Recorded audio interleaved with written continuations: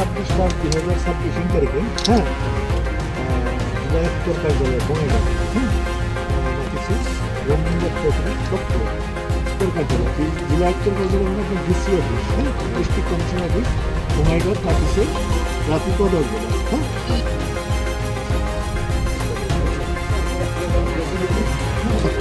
আমরা যাওয়া যায় না না হ্যাঁ রাস্তাটা কোনটা রে? আমার আলী আমার না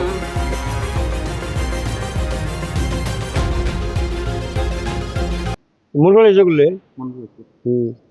কি করছে? যে এখানে উচ্ছেদ করবো, এখানে কিছু উচ্ছেদ করবো, এই মাটিটা আমরা 50-60 বছর থাকি এখানে, আজ 50-60 বছর আমরা বাস্তি করে আসি, এখন তাহলে আমাদের মাটি আসলে না এখানে, তো মাটিটা তো আমার বাড়িতে খাস না, পাট্টা মাটি এগুলা, এই ধরনের মাটি কিছু কিনে নিচ্ছে, আমার মাঠ করে আমরা কিনে নিয়ে নিই, এটা খাস মাটি না, এটা পাট্টা মাটি, আর এখানে আমাদের ভাঙা লাগবো, এই জায়গাটা উচ্ছেদ করা লাগবো, আমার মাটি তো কিছুই নেই, আমি একবারে নির্ভর এই মাটি আমার,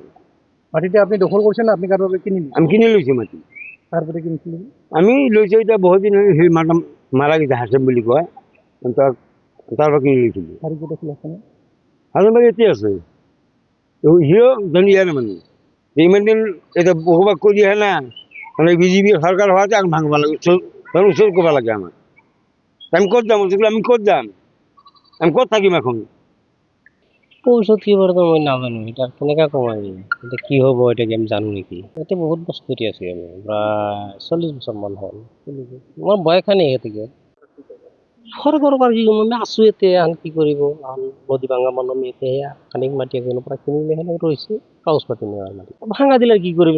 যাব লাগবো, এতিয়া আর কি কৰিম, সরকারের মাটি হইলে আমার যাব লাগবো না, একফালে যাব লাগবো, এখন এতে নহয় বেলেগ জায়গাত যাব লাগবো, বেলেগ জায়গা না বেলেগ জায়গা, সরকারের একটা কথা আছে, সরকার যদি আমাকে থাকবে না আমি কি করিম, এতে এই সরকার লোক আমি মারামারি করবো না, হ্যাঁ, ভোট দিম গল্পরা ও গল্পরা সমষ্টি পশ্চিম, পশ্চিম সমষ্টি, তাতে ভোট দিয়ে কি হবো এখন উপরালা জানে কি হবো,